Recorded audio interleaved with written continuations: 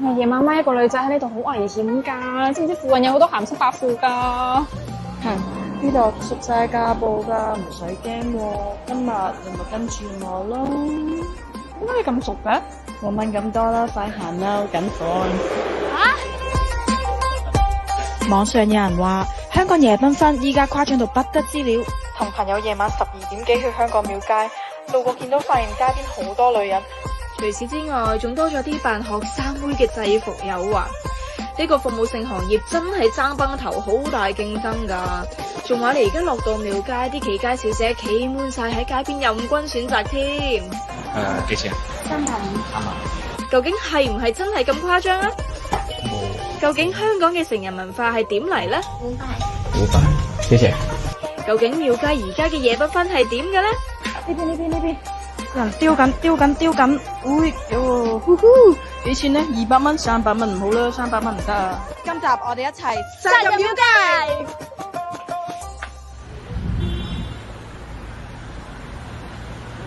BBO 嘅觀眾大家好，成日都話叫雞，究竟咩係叫雞呢？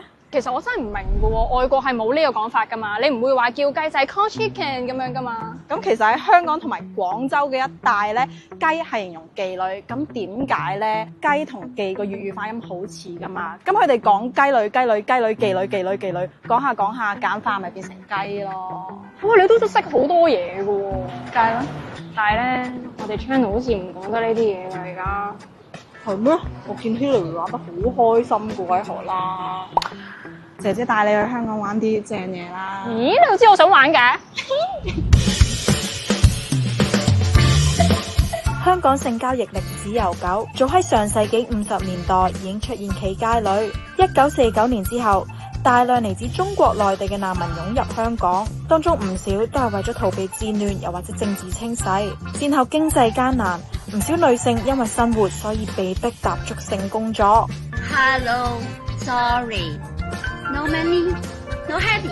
1959年，港府實施妓女管制條例，全面取締合法妓院，令到大量原本入屋做嘅妓女被迫轉戰街頭，形成企街女嘅群體。吓，原來香港以前有妓院㗎？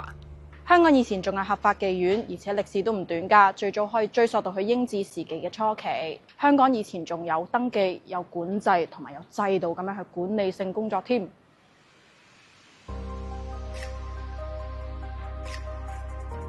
20世紀初咧，香港就出現真正嘅紅燈區，最出名嘅有灣仔、石塘咀、油麻地同埋佐敦。當中石塘咀更被稱為花街柳巷，妓仔多到成行成市啊！當中有分高級清流同埋平價嘅妓仔，貴啲嘅咧就有樂師陪唱，而平啲嘅咧就好似茶座咁坐低就傾。當年屙了蛇過界，今日屙了滴濕鞋。嗱，石塘咀嘅山道咧就真係有段古啦。以前殖民地時代咧，有好多妓院啊，都集中喺呢度嘅喎。嗱，唔好睇我後面嘅長發大廈，好似普普通通咁啊。以前4大妓仔就係喺呢一度噶啦，夜晚啊，好熱鬧噶。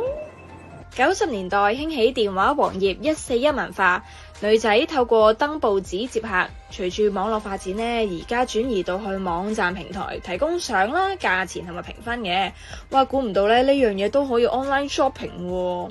地點彈性好多，嗱，可以嗌外賣上門服務，又或者女仔喺酒店等你都得，即係女仔租單位獨立經營，避開非法嘅風險。近年呢，更加延伸到去 Telegram、OnlyFans 等等嘅平台，形成咗一套低調而龐大嘅地下經濟網絡啊！試下墮地。好啊，阿嬸，你喺度做咩啊？我幫你除褲咯。點解咁做咧？你要陀地啊嘛，我呢區起晒朵噶啦。咁你哋有冇聽過身後呢個建興大廈？係冇嘅。有嘅，體育勝地咯。哦，所以頭先有人拎咗羽毛球拍落嚟咯，見到。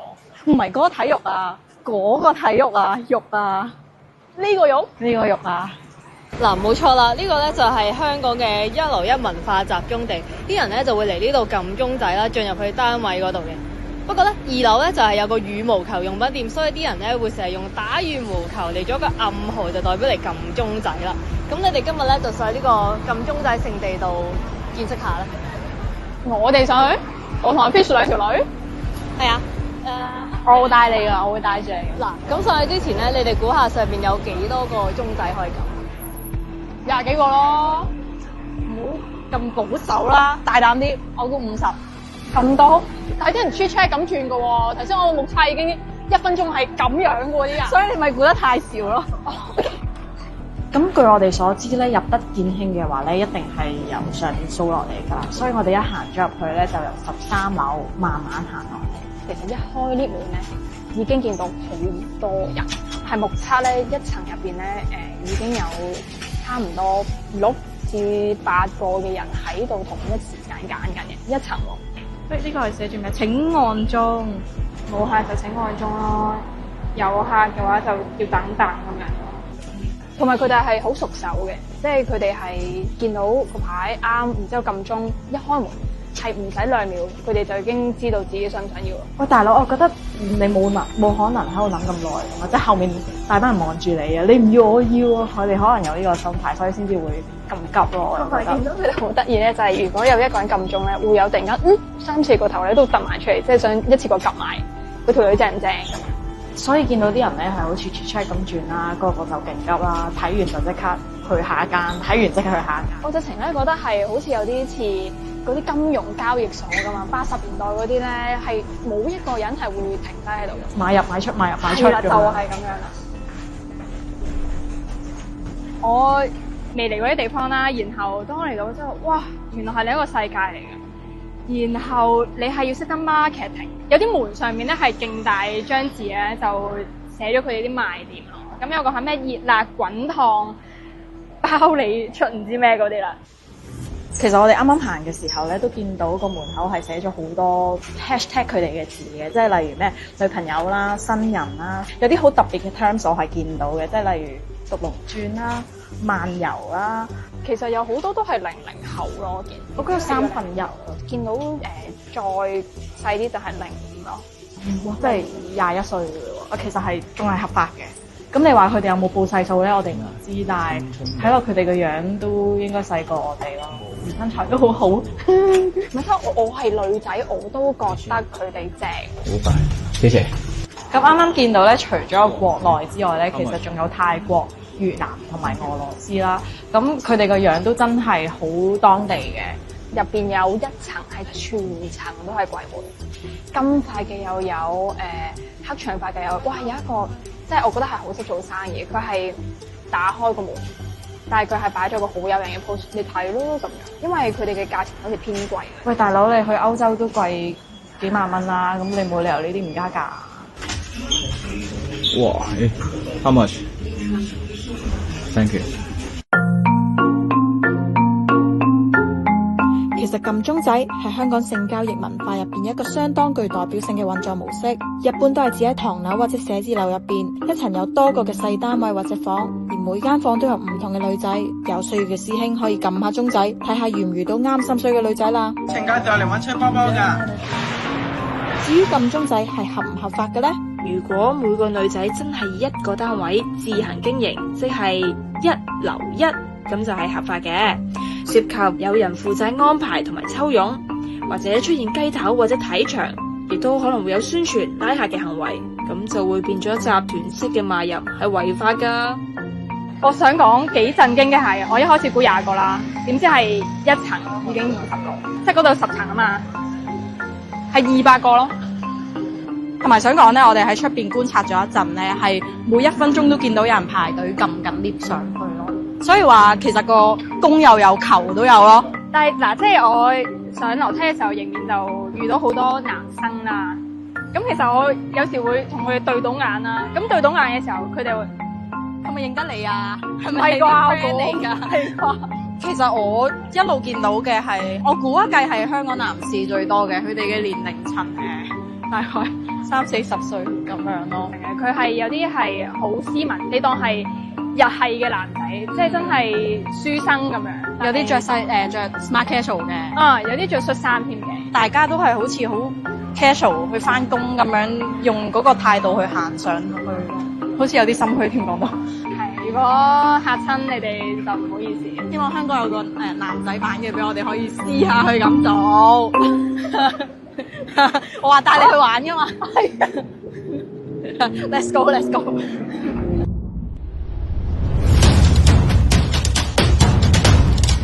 近排網上話廟街變咗企街重災區，成紮企街阿姐企晒出嚟拉客喎，熱鬧到非常啊！簡直就係新嘅廟街夜繽紛，究竟係咪真係咁誇張呢？係咪真係咁誇張咧？就真係要睇過先知啦。你覺得廟街有幾多個企街咧？嗱，吸取過呢一個健興嘅經驗咧，我估100個。100個阻街咯喎，姐姐。我估50。數下咯，我覺得有100咯。不過其實好多喎呢度。前面呢個啊，我要咩好？啊，一入到嚟就已經有啦。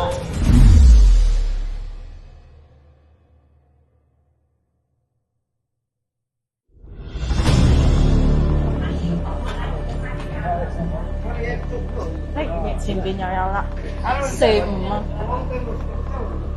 好鬼靚喎呢兩個，好靚喎我個認真。哦嗱，我哋而家前邊呢度都好乸多，呢邊嗰邊啊。喂，前邊咧，我覺得有一個好得意啊，佢着短袖衫喎。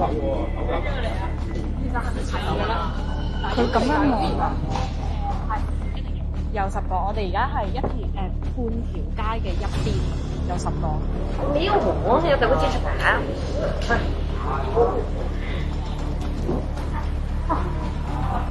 即係而家係第一條街嘅，行咗2節咯。大概我諗有15至16啦。我呢條街完全冇喎。喂，話咁快，我哋已經到咗呢個嘢食咯喎。頭先好似有冇1個啊？一個都冇啊！啊冇啦！有啲 surprise 喎。咁 so far 咧，其實係見到大概10零個左右啦，因為去到呢一邊嘅尾咧係一個都冇嘅。佢哋都唔會話特別避忌，同埋我覺得透明度係好高咯，所以我哋就算係咁樣拎住咧，都唔會有太多人望住。好靚啊！勁後生。呢邊好似冇咁喎。係咯。有啲失望添我哋。即係而家一眼望落去係冇啊！定係而家已經開緊工啦？大家食飽飯，差唔多啦。啱啱嗰度又有3個啦。喂，目擊現場呢度，呢邊，有人丟緊。喂喲，幾錢咧？200蚊、300蚊唔好啦，300蚊唔得啊！即係前一個撳手機呢個，真係。人哋休息晒，可能行到攰，佢休息咋。你主當我坐下先。我見到佢係着住啲 grading 裙咯，好似建興大廈有趣啲，都有賣4仔嘅鋪頭。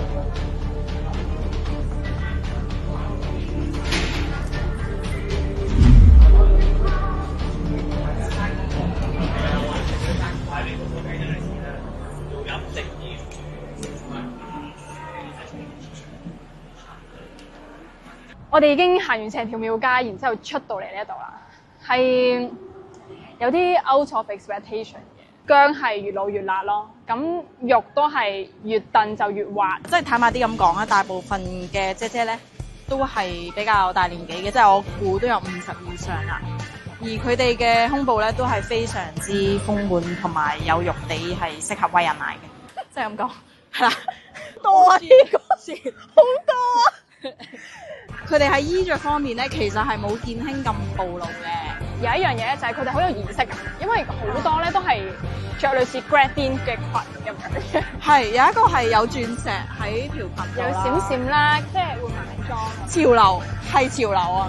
呢度廟街係會貼近呢度嘅潮流多啲。咁其實我哋見到啲客咧，即經過嘅男人咧，通常都係50 up，都係啦，係啦。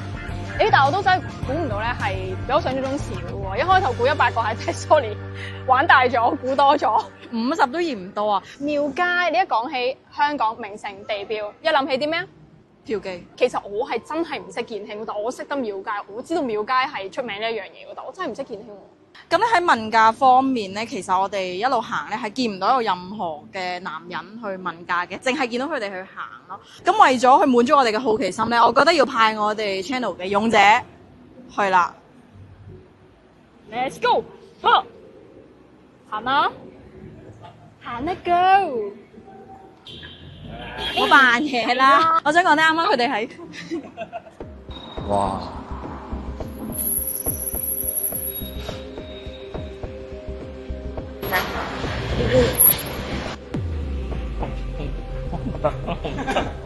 傻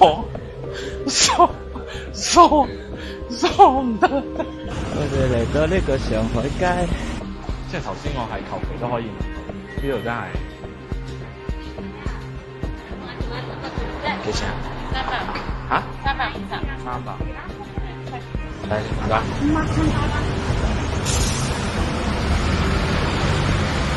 呢個啱啱嗰個都真係幾堅，幾錢啊？350。今日我哋喺廟街見到嘅就係俗稱企街嘅性工作者，佢哋一般都會企喺街邊招客，唔靠互聯網，唔靠中介，純粹靠眼神交流同埋主動開口喺現場揾生意。佢哋嘅收費一般都係比較平，喺200至到400之間，而且服務時間短，稱為快餐啊！香港嘅企街文化係點樣發展嘅呢？喺1950至1970年代，戰後大量難民湧入香港，生活困苦，有唔少嘅女性都被迫賣淫為生。佢哋會喺街角、唐樓樓梯、碼頭邊去揾生意嘅。佢哋會直接問人要唔要陪下。而喺1980至1990年代呢，企街正式成為一種具特色嘅城市文化。女仔被稱為廟街阿姐、樓下阿鳳，多數咧都係中年婦女、離婚婦，又或者係外地偷渡嚟港嘅人。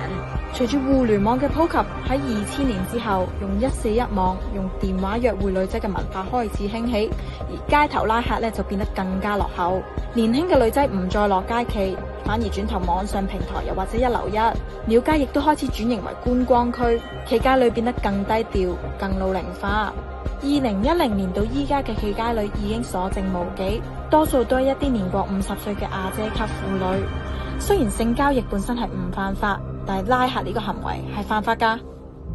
其實我本身以為呢個行業係好小眾啦，又或者係好偏門嘅，但係點知原來係規模都幾大喎，仲要係有供有求，同埋令我覺得哇，其實呢個世界可能係真係需要呢個行業嘅存在嘅，即不論係有需要呢份工作嘅人啦，亦都有需要呢個服務嘅人。所以其實我一路都知香港係有好多呢啲架步嘅，但係你講真，第一次咁樣去睇真係好震撼。例如其他國家係會有一啲性工作者嘅機構去保障佢哋，而香港係冇。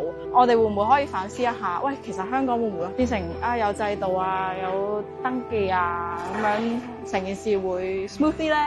唔知啦。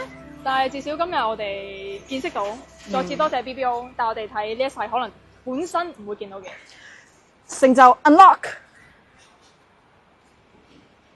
呢個咩 Ruby Glass 咩守護甜心嗰啲咯，守護甜心啊 unlock 就